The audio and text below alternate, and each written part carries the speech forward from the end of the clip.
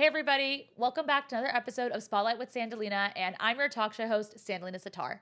Today's very special guest is Sarah Anwer Khan, who is a South Asian and Muslim social host at NBC, as well as a social media coordinator for 1497. Thanks for coming on the show. Thank you for having me. I love all the hand motions. I'm really feeling it. I was like, has anyone else done hand motions? Not yet. No, you're the first. I'm giving sign languages back here.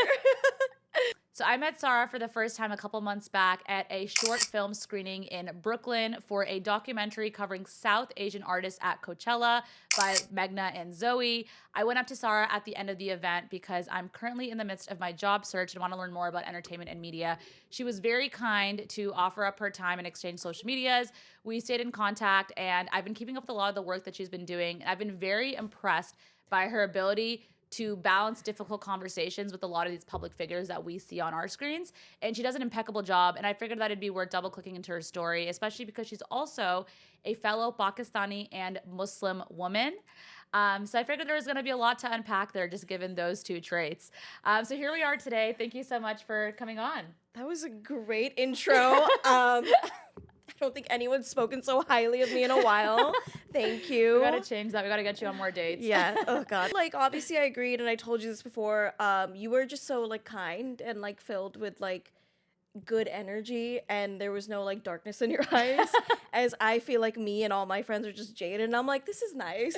Like, this is so cool. I remember being like that. Like, of course I'm gonna be my time, and I always prioritize to give my time to Muslim women, Pakistani Muslim women specifically, and then women in general. I just feel like it's important. There's not many of us, and I just want to change that. I don't want to be the first anything. I really don't. I think that's whack. A lot of times in the creator space, it's very easy to get caught up in kind of a scarcity, kind of competitive mindset. So it's really refreshing to kind of hear that abundance, we can all rise up together perspective, especially when we're a minority within a minority within a minority, within the South Asian, within the Muslim, and then you're a woman. That's like 3 levels of niche. Yes. So I think that's great. No, but I hate it when people are like, I'm the first South Asian to do da-da-da-da-da. I'm like, congrats, buddy. Cool. Let there be a second and a third. Let's share the help love. others. Like, it's fine. Yeah. Like, you're probably not even the best. Like, I'm probably not even the best either. But I hope I open the door to find the best one. Yeah. I love that. That's my anger rant at 11 a.m. No, that's great. That's great. It gets us started. I want to understand who you are holistically as a person. So everybody sees you on social media as the girl that's interviewed every brown person in entertainment. Sure. Yeah. So I want to know a little bit more. Where did she grow up? Where did she come from? Tell me a little bit more about your upbringing. Okay. I grew up in Arlington, Texas. I'm the youngest of 5. I have 3 older brothers. I have 1 older sister. I'm the accident. Happy accident, I hope? I would think so now, probably. Probably not when I was born. But no, everyone loves me. My oldest brother is 50. So there's just a huge That's like how old my dad is. Yeah. So there's huge differences in the ages in me and my siblings. Wow. Like, they're all old enough to be my parents, essentially. So I grew up having like 6 parents instead of just like the normal 2. Right. And everyone has their different type of parenting. Yeah. Colliding together. Yeah. And I was the only one born in America. Meanwhile, everyone grew up and was raised in Pakistan. So they just had like 6 immigrant parents, not just parents, 6 immigrant parents specifically. And then like 4 of them were trying to figure out American school systems and like living their own life and like, you know, adjusting to this life in America. And then I was born, and I truly am American. Like, I'm Western as it can get. Yeah. But because my family's so Pakistani, I'm only allowed to speak Urdu at home. We only watch Pakistani movies, TV, like music, everything. I grew up watching my dad host the very first Pakistani radio show in North America. Oh, really? Called Dil Pakistan. Wow. So I've always been surrounded by this culture of arts and entertainment in the Pakistan bubble. So I grew up watching that, and it didn't really digest in my head that I could do that. I was just like, oh, that's my dad, and he does that. Sure. Meanwhile, all my attention and love was to Disney. I wanted to be a Disney star. Yeah. Fast forward, college. I'll say it the really nice way. I didn't like my major, and I was forced to choose it, and I was forced to go to a certain school, and I didn't want to go. And I think everyone knows that if you force someone to do something, they're eventually going to do the complete opposite thing. Yeah. And I just feel like I was forced to do so many things in my life, and I didn't really have a choice. And I think forced is a very strong word. I Sure. think people were guiding me with a lock and chain to do Sure. certain things to succeed in America because that's Yeah. what they did. And I just didn't take it. I want to go back to the parents and, Yeah. and the siblings, Okay. the multiple parental figures. Out of the 3 brothers, I am closest to the youngest one, Nabil. We have a 9-year age difference. Okay. So that he had the closest upbringing in America to me. He like introduced me to pop culture. Like I remember watching MTV with him. Oh, wow. He had a poster of Shania Twain. I still love Shania. I want to look like Shania Twain. Like my hair is like Texas inspired. Like It looks great, by the way. Thank Very you. voluminous. my upbringing is very like was designed by TRL and MTV and Wow. all of these like huge pop culture moments. Like I remember watching the Thriller video, not when it first came out because I don't think I was born. Yeah, we weren't there yet. Yeah, no, but I remember watching it with my siblings and just like I grew up on music videos and Okay. movies, American movies So specifically. tell me a little bit more about Arlington, Texas specifically. So what's the demographic breakdown there? Is it immigrant heavy? Is it minority heavy? Yeah. And what was that dynamic? It's very immigrant and minority heavy. So our entire neighborhood is either Black or Vietnamese or African. One of my first jobs was working in a Vietnamese restaurant. Oh, that's fun. And then the second one was working in a boba shop. Like, Okay. So I grew up in Cupertino, California. Yeah. There was a lot of South Asian, East Asian presence, like Yes. lots of boba shops, so many boba shops. So I think that's interesting. But one thing that I want to understand, so what's the socioeconomic dynamic within Arlington, Texas? middle class, but comfortable. Like, I Okay. don't necessarily see people trying to make ends meet. Like, everyone has a house. It's like very suburban. Okay. It's also a college town Okay. because UT Arlington is there. The Cowboy Stadium is there. The Okay. Texas Ranger Stadium is there. I mean, there are like job heavy. Like, Sure. it is like one of those cities where like it's young and people are always coming and going. Yeah. And there's a high rate of immigrants specifically because UTA has an engineering program. Okay. And that is the only reason we moved to Arlington. Right. It's because my brothers got accepted into the engineering program. Okay. So I don't know, like it's cool. Like a lot of people I grew up with, their dads are cab drivers. So was mine. Like everyone Okay. just has like their immigrant dad who moved away from their country to make a better life for everyone and happens to Yeah. have like these stereotypical jobs. Like I know people that own gas stations. I know people that work at gas stations, cab drivers. So a lot of blue collar. Yes. Yeah. A Okay. lot of blue collars. Aunties that do threading, like Okay. nail salons. Yeah. Like it's very blue collar but fun. So what was your relationship like with money growing up? So it sounds like Yeah. there's a lot of siblings in the house. I could see it going either way. You know, there's a lot of Uh-huh. mouths to feed, but because of the age gap, there's more income. So how did that kind of lend itself to you? I never saw us as like being like struggling. I Okay. never saw that as struggling. Like my mom would always say, you know, like people have less than us. And I'm like, for sure they do. Yeah. But I was never like raised to be like, oh, we're poor. Yeah. But now looking back, I'm like, oh my God, like how did we do this? I now say this. I'm like, can you borrow $100 from your parents right now? I can't. Okay. So it's like that. That's And I yeah. don't want to, but that really puts a picture in people's mind. Like I chose this specific life. Yeah. I ran away from home. I dropped out. I don't have a degree to like Yeah. get a backup or anything. I don't ask my brothers for help. They're very well off. Like mashallah, they're great. Good. But I don't have like a rich daddy to go back to, and I feel like a lot of people think I do, and I'm like, babes. You're really out here making My dad it, yeah. also followed his passions and did a radio show. It's really hard, you know, to Yes. take a risk on yourself and really bet on yourself Yeah. and say, I'm gonna make this happen, Yeah. and my alternative might be couch surfing Yeah, or absolutely. you know, having to go back home. Mhm. Which in the grand scheme of things isn't as sure not isn't the as bad. worst But you thing definitely ever. don't have it, I'll be honest, you don't have it as cushy and padded as a lot of kids in New York. Yeah. A lot of transplants Oh, and yeah. people in entertainment media and you know some of the more corporate sectors. Mm-hmm. You do have a unique story. So I think as a Muslim, Mhm. spirituality is So something, important. it's important, but it's also something that can oftentimes be held against you Oh yes, yes. in your upbringing. And it's a difficult dynamic, right? Because I noticed that a lot of people whose parents were very forceful with religion. Yeah. And they're rebelling the Uh-huh. complete opposite and running away from it, which is also fine. You know, Yeah. you don't have to be religious. So it's interesting. I want to understand, what was the dynamic Okay. between you, your parents, and religion growing up? You know, surprisingly, it was incredible. My mom never forced religion. She never forced Wow. me to pray. Like my dad didn't either. Our teachings were very, very basic. I went to Quran class, like everything like that. but it was more like my mom was like, be nice to people, feed animals when you see them, Oh wow. water your plants, make sure they don't die. Yeah. Just like these basic things, like these like things that the prophet would do, Yeah. is what my mom would tell me to live by, and I think I'm a great person. I try to be because of those like things she taught me. But my relationship with Islam is fucked up because of people I went to school with. And it's not my family. Yeah. It's like my family was never strict on me hanging out with boys. Yeah. So when you go to a school that's majority Desi Muslim and they see you hanging out with boys, girl, I've been called every name in the book. I can only imagine. Every rumor has been spread about so me. sad.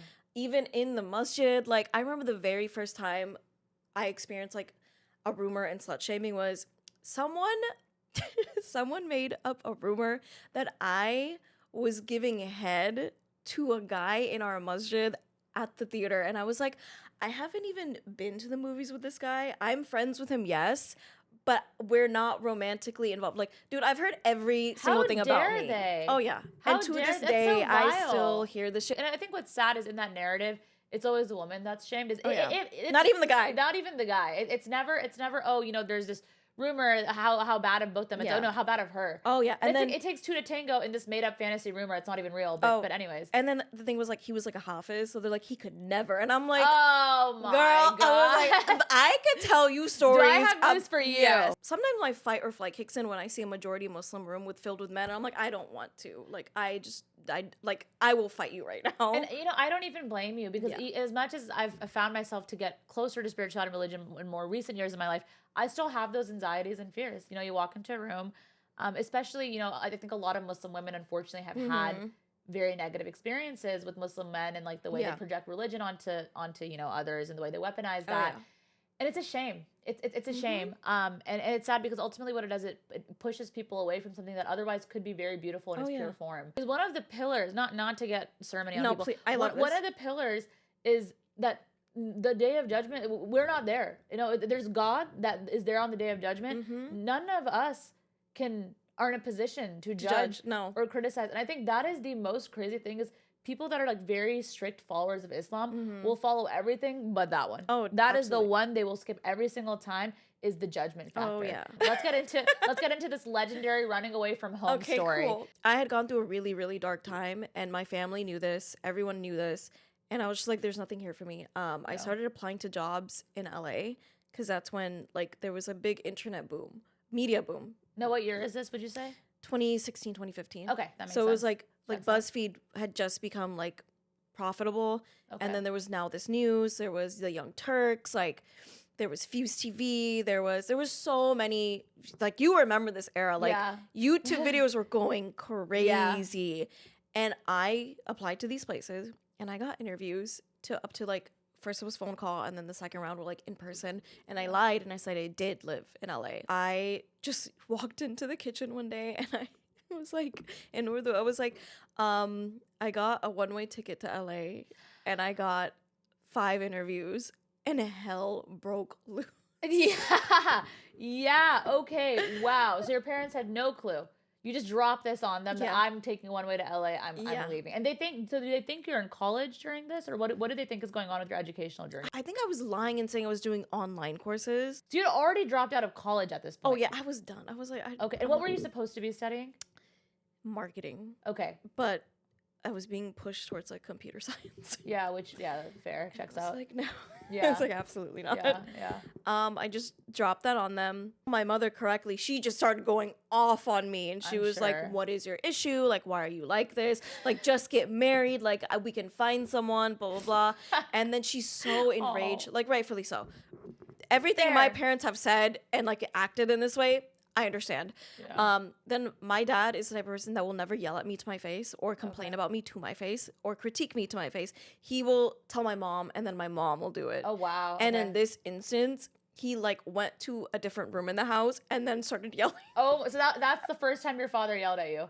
Wow. What was he saying? He had to go into another room to yell at me because he couldn't look at me. Honestly, like very oddly respectful and kind. So cute though. I'm like, oh, you love me so much. Was he yelling in Urdu or English? I have to ask. Urdu, yeah, oh, that hurts more. They both, oh my God. We didn't speak for 3 days. My mom started calling my brothers And she was just like, what do I do? Blah, blah, blah. And then my brothers asked me, I think my brothers like were asking me like, what my plan is. And I was like, just let me do it. Like, just let me go. Like, you see my life right now. Like, I'm so depressed. There's nothing going on. I don't have friends. All my friends had moved away to like college or like whatever it was. And I was like, there's nothing for me. Like, please just let me go. Sure. And then one of my brother's wives was just like, dude, just let her go. Like, please. Yeah. And then they also quoted that iconic line. They're like, "Ja Simran ja apni zindagi ji lo." That's crazy. I think it comes in handy. Yeah. Yeah, no. So it was like, thank you, DDLJ, for giving them that. But yeah, and then I moved, and it was really awkward the first 2 months of living in LA, and I was couch surfing. The kindest person I've ever met in my life. And for 2 months I was there, and it was like 2 weeks away from me being like, I need to like leave this girl. Like, sure. I don't want to be a burden on her. I got Buzzfeed.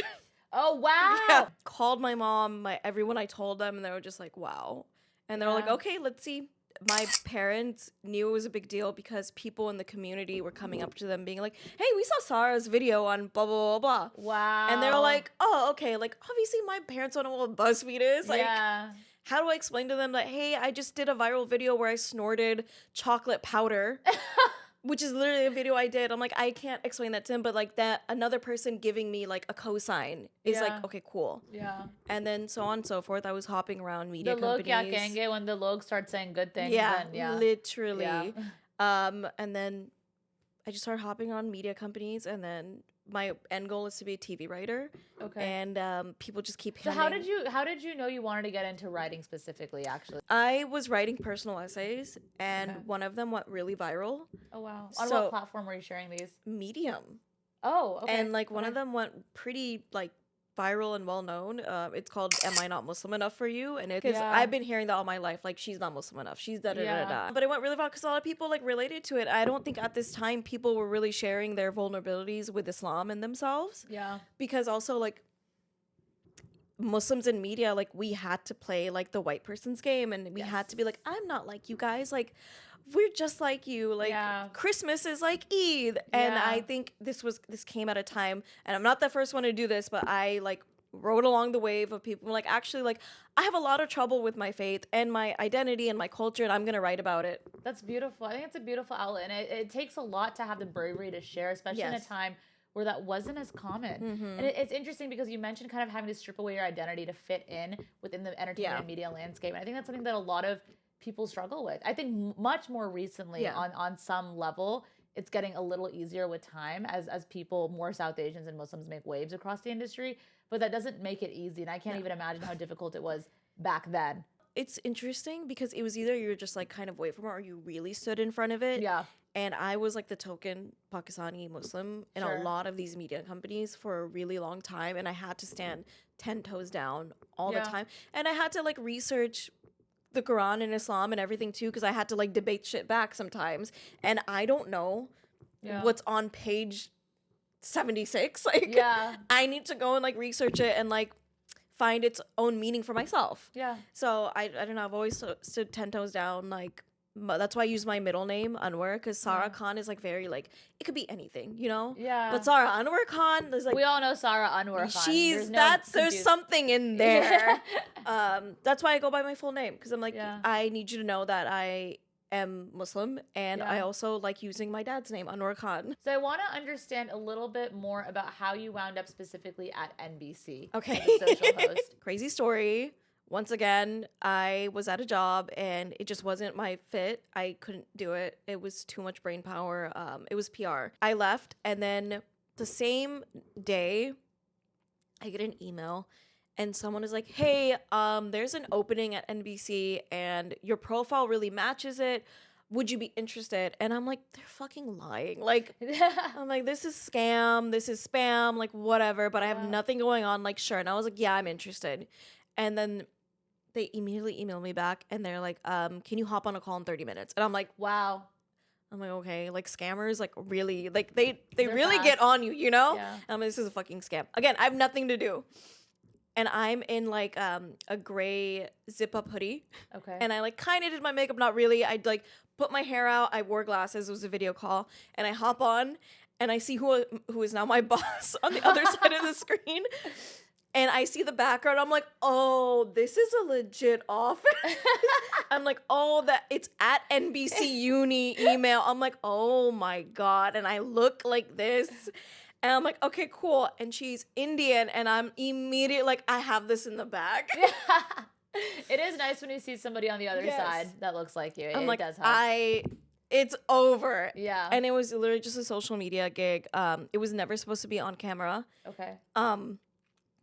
But we have this call, and she explains, like, what I need to do, and I'm like, of course. I was like, I don't have a job. Like, please, put me on. I was like, I will start ASAP. And she literally was like, can you start Thursday? And it was Monday, and I was like, yes. Wow. I was like, yes, I can. Yeah. Absolutely. Yeah. And then we have a strategist on the team, and she had seen my profile, and she was just like, do you want to do Man on the Street? And I was like, I can do Man on the Street for NBC. Fuck yeah. Yeah. And now we do Man on the Street, and those are the highest performing videos on that platform right now. Wow. Come to 30 Rock. I might be there with a microphone running around. Come to the shop at NBC Studios or the SNL standby line. I will be there asking questions. A lot of this is, just to summarize, is you, again, taking the chance on yourself and constantly saying yes. Even in moments where you're skeptical, like, I don't know what this is. Like, you always say, okay, what the heck? I'll just look. And I think that is something that's very important for a lot of creators.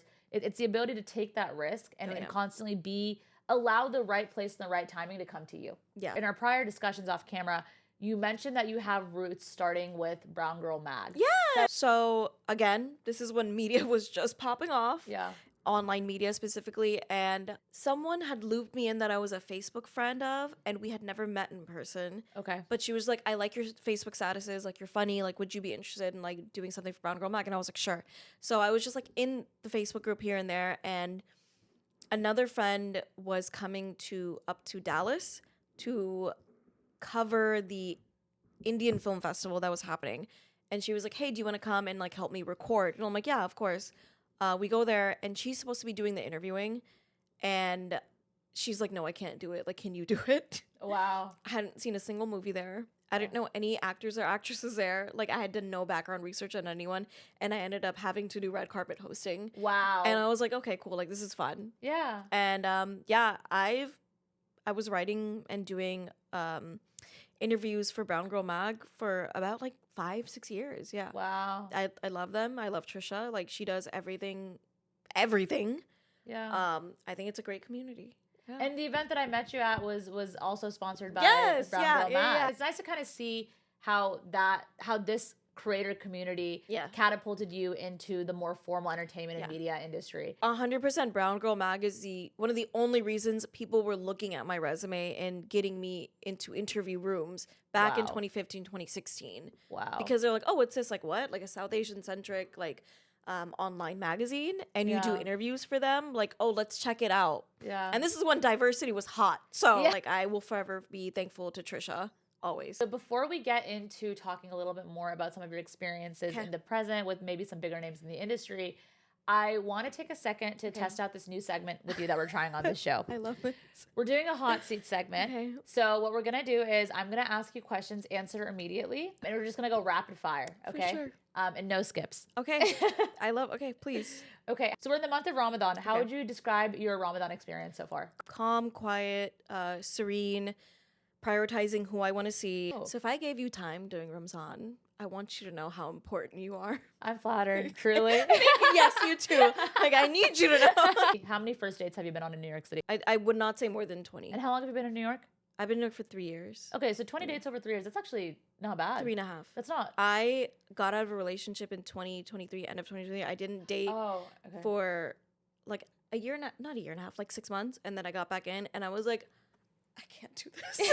I was like, this is awful. Yeah. I was like, where is my husband? Where are the normal people at? One thing I think about a lot is like the difference between Eastern and Western dating, right? Like Eastern dating is like scarcity mindset, like find the person that doesn't hate you and settle down with them and call it a day. Western mindset is like, let's also go through like the entire city of New York before you decide who your life partner is. And you get trapped in a paradox of choice. So it's difficult to kind of balance those two realities. And what ends up happening is this like very confusing, messed up dating pool. Oh yeah. Where people are just, there's just such a wide range of people. There's people that want to get married. There's people that have like sex addictions that like literally like, cannot even think about commitment. Very quickly, tell me your craziest date story. I took someone out to meet friends. My friends are gay men, and they were offering to buy rounds of drinks for everyone. And this person kept taking the rounds of drinks and did not offer to buy a round back until we had to leave. And that just, I was like, I'm never seeing this person again. Yeah. Because that's not something you can teach. And that's not something that I want to have a conversation about. And then after that, we went to dinner. And the bill came, and he just let it sit there. I put my card down, thinking that they would put their card down. Yeah. They didn't put their card down. The waiter came back, and he swiped my card for me, and he signed it off and tipped. That's This awful. man is not my boyfriend. This man was never going to be my... I've never heard of that. And then he was like, yeah, I'll Venmo you. He never Venmoed me. And in my head, I was like, I don't think I ever want to see this person again. Next question, celebrity crush. Dev Patel. No, actually, I think I knew that. Top 4, I have Dev Patel, I have Ross Butler, I have Amine, and Deez is nice. Awkward moment as a host. I was interviewing this British celebrity, and I am a fan of his work. How I interview people is I just try to disarm them immediately, but by being the silly one. Yeah. He did not laugh once. And that was my first interview. And then the second time coming on, I was like, I'm getting him. I'm getting this man. And I finally made him giggle. It's Himesh Patel. But I got him the second time, and I was like, thank God. Most memorable celebrity met? Dev Patel. Okay. When did you meet him? I met him for the first time 2016 in LA. It was like a random pop-up, and we spoke about this earlier, but I can't see far. Yeah. So I, from like 30 feet away, and this giant exhibit, I'm just like, who's that tall Desi guy? He looks so hot. And he walks closer, and I'm with my friends, and my friend is like, oh my God, she was like, that's like the guy from Lion or did Slumdog Millionaire. I was like, shut the fuck up. And we finally get closer, and I'm at Buzzfeed at this point, and my friend runs Buzzfeed socials, and I'm like, Sheila, go talk to him. Like, I'm scared. Yeah. And she's like, she goes up and she's like, hi, I'm with Buzzfeed socials, like, doing press for this event. And he's like, no, I'm really shy, but like, and he was like talking to us, and she's like, oh, can we take a picture? And I'm like, and he's like, yeah, and I took a picture with him, and I posted it immediately, and I had captioned it date night. What's a surprising fun fact about Hasan Minhaj that a lot of people may not know? He's a very like spiritually religious guy, and I really admire that about him, especially because of this industry we're in. Yes. And I think that's so strong that he's always held on to it. Yeah. Another fun fact is that he said his sexual awakening was Lola Bunny and Jui Chavla, and I was like, interesting. And I also asked him about this. This is on my TikTok, so you can go look. But just a fun fact is like he doesn't take himself seriously, and I love that in everyone. I think that's important. If you don't take yourself seriously, I just feel like that's like a shining quality that you can have. Yes. Yes, absolutely. Have you ever asked a question on camera that you regret asking immediately after? No. Good. I have my phone on me and I'm reading questions. Yeah. Because I'm not doing this off the dome. I asked their PR team beforehand, like, what is offhand? Like, what can I not mention at all? Tell me about a funny behind the scenes moment with a celebrity. Okay. For example, is it true you taught Zayn Malik how to Dougie? Oh my God. Yeah, I did. Can tell us that story. Research. I love Zayn Malik. Yeah. As everyone else does. I was a brown girl on the planet. A big directioner. Harry and Zayn. You know, I used to have posters on my wall. Same. I had posters all around the wall. Same. It was a shrine. It was very creepy in hindsight. No. I literally had a One Direction shrine. Like, I'm a directioner through and through. I was a freshman in college, and they were touring for the first time in America. This is unaffiliated with your social media hosting. This is separate from that. Separate. Oh, wow. You taught him how to Dougie as a fan. Yeah, girl. Wow. No, always will be just a fan. Okay.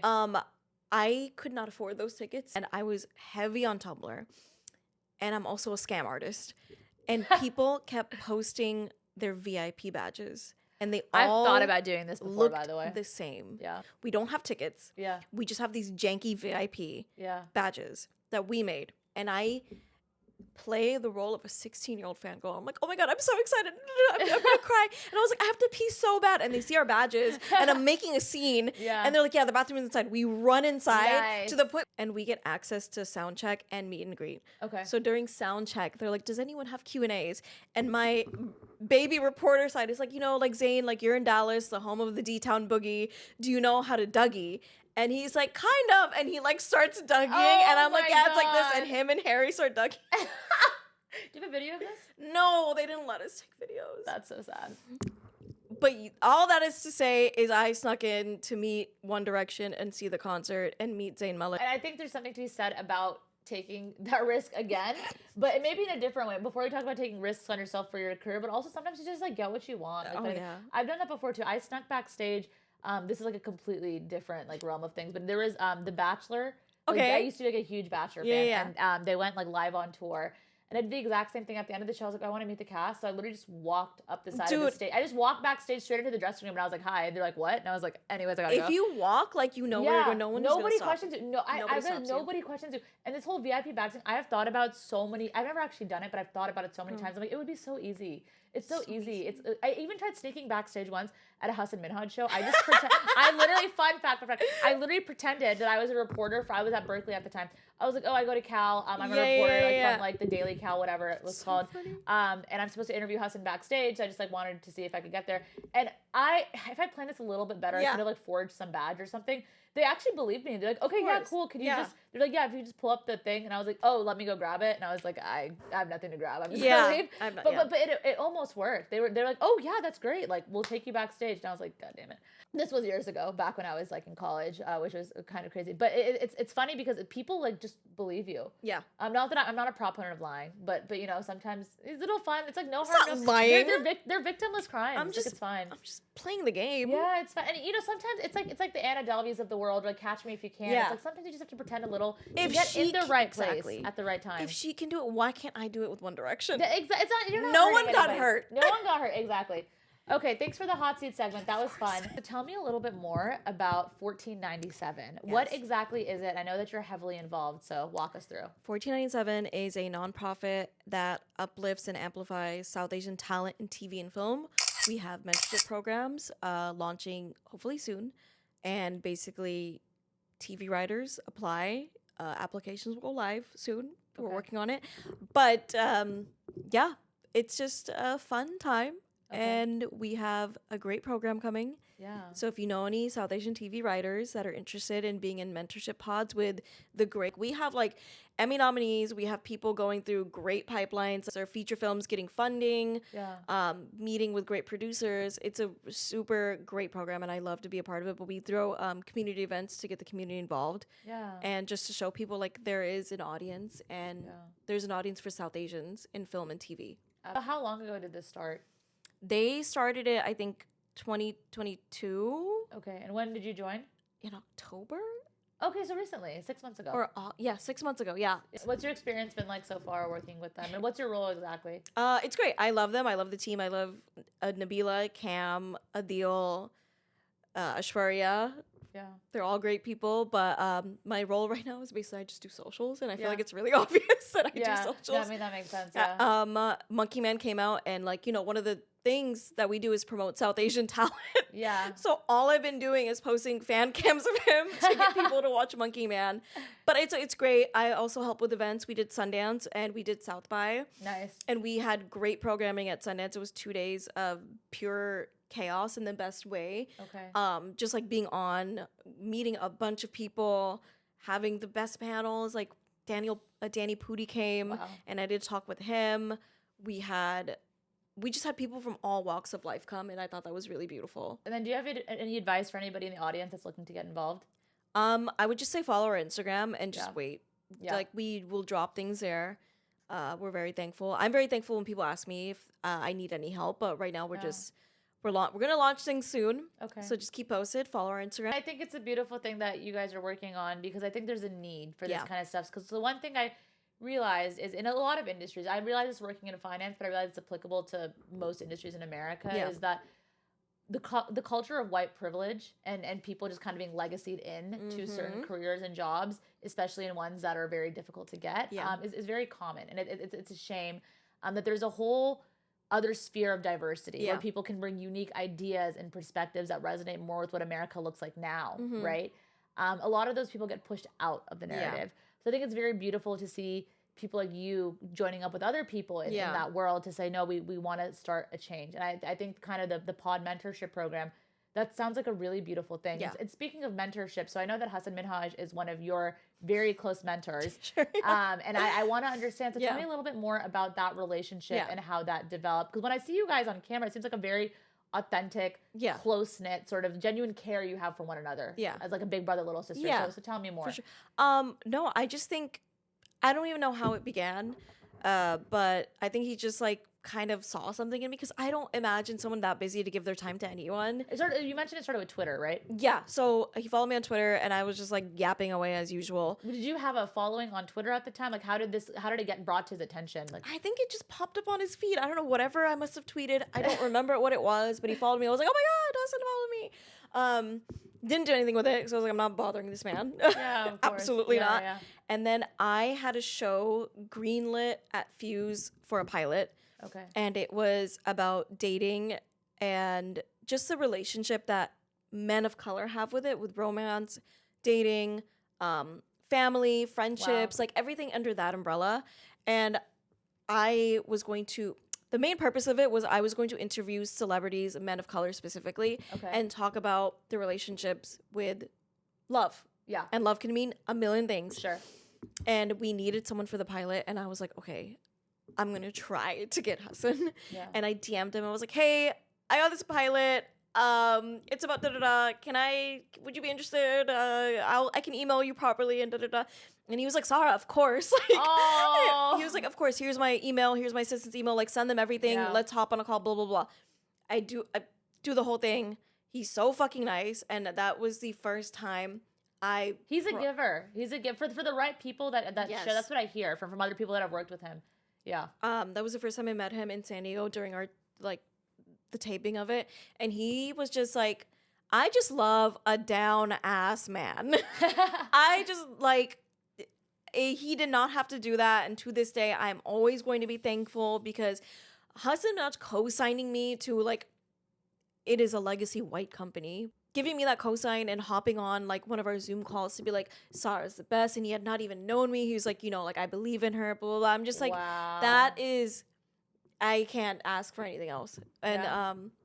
I have 90 minutes of footage of just us talking bullshit and me asking him absurd questions. Like we talked about his love life, my love life. We talked about my family, his family, like just like everything. And it was like a really beautiful conversation. And Yeah. he gave me his time and a lot of like emotion, and that's how Yeah. it started. And then my general rule of them is like, if you have kids, I'm not bothering you. No, that makes sense. Yeah. That's wise, and there's no need to. And so, what year did you guys film this? 2021. Oh, this is recent. Yeah. Okay, so there's he there's followed me probably 2019. So there's a couple years gap between the Twitter follow and the actual Yeah. DM, which is good. And then I also saw and tell me if this is something else. I just wanted some clarity. So I saw on the 1497 Instagram page. There's you're interviewing him sitting on like a high stool. Were you filming for this pilot, or was that a separate That's event? separate. What was that That event was our that was our launch party for Sundance, and Okay. to announce things that we're doing, and for people also like a community event. Like we hadn't Yeah. had a community event. We hadn't had one, I don't think, to that degree. Yeah. And my thing was like, we need to throw a community event. We need to let people know about us. Like Yeah. one thing about me, I know how to throw a party. Yeah. Do I like being at them? Not really, but I know how to throw one. Yeah. And I was like, I need to like interview someone. Like it needs to be someone big, something to grab people in. And I was like, I'm gonna ask Hasan. Yeah. And So now this is the second time you've asked him to be involved with something? yes, Okay. And he literally was like, yeah, I'll do it. He was like, here, text me. Wow. And I gave him the details. We worked something out. Because originally we wanted him for Sundance to do Yeah. a panel. And the dates weren't matching up. He really wanted to do something with us. Yeah. And with me. And I was like, okay, let's think of something. And that's when I was like, we need to do a Sundance party. Yeah. We need to do something to launch us as like a group. And that was the first course. time that I had met everyone in 1497 officially, because Ashwarya is in Paris living her best life. Nabila's in LA. Cam and Wow. Lapika are like being adults. Yeah. And I always see a deal here and there. So Yeah. it was the first time we all came together, and I was like, wow, like this feels real now. Yeah. So we did that, and it was just like 30 minutes of me asking him the stupidest questions possible. It was entertaining. Yeah. So it was fun. And then during COVID, I noticed you did some Zoom interviews with him. Sarah Anwer Khan, let's go. Oh my god, yeah. Oh my god. I want to know who my guests are before they're on my show. So no, I went through your Reels tab and I kind of dug through everything and I was like, okay, what's the story? So tell me about those Zoom interviews. That was for Netflix. He was doing press runs and I was doing press by myself solo. So without Brown Girl, like just me. And I got paired up and he was like Sarah Anwer Khan and I was like, here I am, baby. I love the way he said it. The way he said that was really funny. And then recently, the Monkey Man thing. What was that about? So he did like a friends and family screening and he invited me to that. And I was like, yeah. I was like, is Dave gonna be there? And he's like, no, but I'm gonna FaceTime him. And I was like, I am there. I was like, say less. And he's like, yeah, I'm gonna FaceTime your boyfriend. I was like, don't tease me. Is Dev Patel single? Asking for friend being you. He's not. It's fine. I'll find my husband somewhere. Maybe he has a brother or a cousin. You never know. I'm the bit I have with Hasan. I'm like, you don't have any single friends for me, and he's like, he literally is like, Sarah, Allah ki kasam, like. I don't want to play matchmaker for you. He's like, I'm too old. It gets bad sometimes. I want no part of it. And I'm just like, you want me dead and alone? And he was like, it'll be fine. And he's like, I'm not playing this role for you. I'm like, fine, whatever. Again, common theme throughout all of this, it's you just taking the risk. And you shooting that mess. And you being intelligent about it too and not being fan behavior is such an ick. Imagine if he followed you on Twitter and you're like, oh my god, Hasan, like, no, you didn't. You're like, no, like, I'm not gonna bother him. 2 years later, you need something. It makes sense. I think when you approach somebody with a purpose, I think that is the most important thing, that intentionality, that objective. Because when you just like mindlessly just want to talk to somebody and be affiliated with someone just for the sake of it, that's embarrassing. Even like, it's not, I don't like, I obviously am a fan. I'm a fan of all my friends, but it's just like, I want to be your friend at the end of the, I want to be eye level with you. I'm not doing this screaming in your face, but I just like want you to take me seriously as like someone in this industry. And I know he does, and I know other people do too, but at the end of the day, like the people that I'm friends with, I am friends with them. Yes. And it's not for like anything they do. Because there are a lot of famous people that are fucking dickheads that I know. And I'm like, you're not my friend. But at a party, I'll say hi, what's up, whatever. Yeah. But I don't want to be affiliated with you.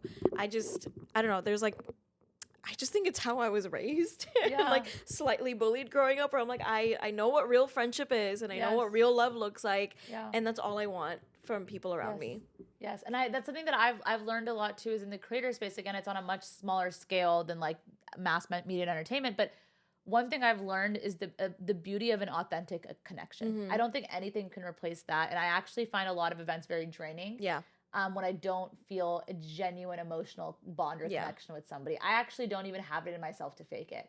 No matter how many, the social capital in the creator world is Instagram followers, right? No matter how many Instagram followers somebody have, like I don't care. Like for me, it's really like, I really just want to know somebody I want to know somebody's worldview. Mm-hmm. That's what excites me. Yeah. Is hearing people talk about the things that intrinsically make them tick. Yeah. The emotions that they have on a daily basis, whether it comes to romance or friends or family, like that is what moves me personally. And I think that connection surpasses any other superficial gain. I don't even like to call it, I don't even like to think about it that way. Yeah. I think it becomes transactional, and you can't make your personal life transactional. You can't.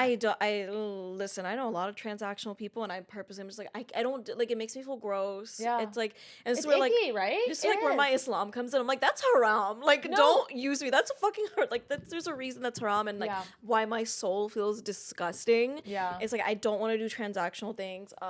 Even at parties, like at the Coachella one, like, you saw me in a corner. Yeah, I don't want to talk to people. I know. Like, I felt bad coming up to you. I was like, no, but you did it like it was like lovely. You know, like I love talking to people, but like at big events, I'm always in the corner. I truly just like hang out with me and my friends. Yeah, because whenever other people see me, it's just work, and I'm like, I don't want to talk about work. Like, we could talk about anything else. Like, yo, I just finished like this episode of this anime. Like, can we please talk about that? Yeah. Like, it just makes me feel icky. Yeah, I get that. And a lot of egos in the room too. I'm like, I don't care. The ego battle. I don't even. And I do think it is the Islam in us. I find this to be true for a lot of other Muslim creators. Yeah. There's a lot less ego and superficiality. Yes. There's a lot more down to earth. It's something I've just noticed. And I think it's very core and it's deeply embedded in us as children. And I think it makes a world of a difference to see how we are in the adult world. It's very different. It's literally like this dunya is so temporary. Everything is temporary. I don't care. Yes. And I catch myself being like very like excited about materialistic things. I'm like, sorry, like, no, Yeah. no, this can go away like this, and we Yeah. know that. We know that as Muslim creators, like, dude, even like with everything happening in Palestine, like, Yes. I am very paranoid all the Yeah. time about work and how people see me. Of course. But obviously, I'm gonna stand 10 toes down and say free Palestine because that is the right thing to do. Yes, It's obvious. it's the morally correct and thing, there's yeah. no amount of money that would make me bend otherwise. Yeah. And I think that's just like, it's everything I've been seeing in like my Muslim friends and my Yeah. Muslim friends in the entertainment industry. Like, we're all just kind of just like watching everyone and like being constantly reminded of our faith in a horrible way. Yeah. I did not want to be reminded of like my deen in this way, but I Yeah. was like, oh, like none of this matters. Yes. This, like, none of this matters. Everything Yes. is temporary. I'm just gonna treat people kindly with respect, water my Yes. plants. Like my mom said, be kind to animals. There we go. full Call my circle. mom, and that's it. Cause Yeah. There's no need. I completely agree. I love what you said about realizing this is just all dunya. yeah. I think about it all the time. I'm like, this is all so temporary Yeah. and meaningless. And that doesn't mean that you should get depressed and existential. Exactly. It means find the beauty and the meaning in the things that matter, that make this life worthwhile, that Yeah. make this dunya like feel Yes. good. So I love that intentionality of thought and kind of taking it one layer below the superficiality. And thank you for sharing. So I know we spent some time talking about some other celebrity interactions that you have. I Yes. want to talk about Jai Wolf. Okay. So I know that you do PR for him and you're a good friend of his. Yeah. Tell me about how that came to be. I saw him in 2020 post that he needed a PR person, and he posted it in the subtle Asian traits, not subtle curry traits. Okay. And I went on Twitter and I was like, why would you do that? I didn't even know him. I knew not. I did not know what this man looked like. It was also shocking. I was like, Jai Wolf is Indian? Like Jai Yeah. Wolf, like what? He's Bengali. Yeah. But I was like, why the fuck is Jai Wolf posting in subtle Asian traits when he needs a PR person? Amplify that he's Bengali. Yeah. And I was like, why are you doing that? Da, da, da, da. And then he followed me and replied and DM me. And he's like, no, he was like, I swear, like I posted in both. Like it's not like that. Blah, blah, blah. Yeah. And then we started talking and we became friends over the pandemic. And I was just like, I do PR, like I'll help you, blah, blah, blah. And then from there, Yeah. like a beautiful friendship bloomed. Yeah. And he's like definitely like, we're like siblings in the way where it's not even older brother, younger sister. And it's just like Brother, same sister. age, Yeah. brother, sister. People like, call us like mom and dad because we're both like the auntie and uncle of the group. Where it's like we're just like, oh, we're tired, we're going home. Yeah. But he's really great. Love him. Love Sajib. Yeah. Another great brown men that are great do exist. Yeah. He's really great. And if you haven't seen him live, I suggest you do. Yeah. But yeah, he's just a cool guy. He seems very, that's the vibe I get. Not that I've met him, but from what I've observed of like interviews and clips, he seems like a very kind of mellow, Yeah. kind of like sweet soul. I Yeah. think that's just kind of the vibe I get from Yeah, him. we have a group chat called Hot Desis, and it's me, him, Verdhan Aurora, and Rajid Salim who runs Okay. those. Wow. And we talk every single day. Yeah? Like it is my most active group chat. Wow. And it has been active for like a year and a half. Wow. That's impressive. Like that is like a modern family in there. It's nice that you can form authentic bonds based around Yeah. like humor and like jokes and just kind of being yourself with Yeah. these people. 'Cause I think it makes everything easier, right? It's like when you can foster genuine relationships off camera, Yeah. it makes on camera better, but it also makes your quality of life better to have Yes. these people that you just connect with and feel like you can understand on some level. And I love the group chat example. I think that's like very telling that there's like some good organic chemistry Yeah. between you guys. So I mean, we became friends. So like, okay, we're all in the industry, and then Yeah. like I was like, Verdhan, I'm in love with you. But it's like beautiful, and like Rajid is like Yeah. our younger brother. It's really cute. I love them. Those are like that's like family. Yeah. Yeah. Yeah. And speaking of sticking together, Yeah. I know that as a Muslim woman, Yes. it may be a bit difficult sometimes in the entertainment industry because as we kind of talked about it, there's layers to it, right? It's Yeah. like first you're South Asian, then you're a Muslim. Within the Muslim, most Muslim entertainers are men because of Yes, the way yes, that they are. gender roles lend themselves in Islam. There's a very small sliver of Muslim women that are also willing to affiliate, by the way, Oh, yeah. with their faith and identity and are in media and entertainment. So tell me a little bit more about what is that like? How has it been carving out that space for yourself and for other Muslim women? It's so interesting because it's not that I forget that I'm Muslim. I forget what other people view Muslims as. Yes. And that I've had a very heavy reminder, as we all have, the last 6 months. And it's more of just like, I do, like, you immediately see me and you see my name and like, that's a Muslim name. That is a Muslim woman. Yes. Like, she is something there. She's Yeah. something where I can brand as something racist Yeah. that most like Muslim people are branded as, you know, like because Yeah. that's their immediate thought is, Yeah. especially in New York, especially in Hollywood, like Yeah. we are seen as a certain way, and I don't look that certain way, and I think that's very jarring for people at first, and I think it helps me, but it also like doesn't at the same time Sure. because people expect me to be like the fun Muslim that doesn't da da da. But I'm like, Yeah. no, I'm very Muslim at the end of the day. Like, if I'm dating someone, they're signing that nikah contract. Like, Yeah. there are things about me what I will not bend to Yeah. anyone for. And especially my political views, my Yeah. views on war, my views on gender roles, my views just in general are, I feel like they're very, very Muslim. Yeah. And- And I feel the same exact way. I think when people start talking to me, they're like, oh shit, like there's too many layers to you. Like this is really confusing because I thought Yeah. you were one way, but you're actually like every other way where Yeah. like so it's just interesting. I'm having fun with it because I get to disarm people and be like, yeah, I'm Muslim, yeah, I'm Pakistani, yeah, I Yeah. grew up in Texas. I'm also the youngest of 5, and it's like a lot of things to me Yeah. where it's like you still won't understand who I am at the end of the day. Yeah. But most of the time, I just think it's just being myself. I don't know if that Yeah. answers the question. I think my existence is enough. Yeah. Yeah. I try not to be like, I literally am just Sarah who happens to be all of these things. I don't want to be like, I'm wanna Pakistani box yourself and in. da da da da Yeah. da. Like, I'm Sarah, I do XYZ and da da da. Also, I happen to be all of these other identities. Yeah.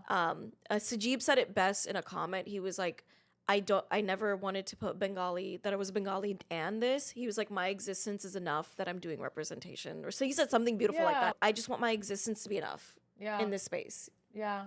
And the fact that you're allowing yourself to take up space in Yeah. media and entertainment, the fact that the fact that you have dared to dream Yeah. and dared to follow through on it, I think sometimes that's enough. Just seeing somebody doing that, and also somebody that's generous enough with their time to help out other people that look like them. Yeah. I think that's enough. It's a ripple effect, right? And I go back to again, I know I've brought this up a lot, but I go back to Hasan Minhaj. Yeah. I think, and the reason I bring him up is because he has touched me in so many ways through a screen, you know, or in live performances as Yeah. well. I've been to a few of his shows, and what I really love about that sort of person in media is for the first time in my life, I saw somebody on my screen that I related to. Aw, that yeah. that had never happened before, and I didn't understand the beauty of that. And then there are more instances of that, right? Then there started being more like South Asian presence, and then there's like the Indian matchmaking was also Yeah. a huge unlock for me. Yeah. I was like, there's a dating show where like there's romance, like we're being put in a romantic light, right?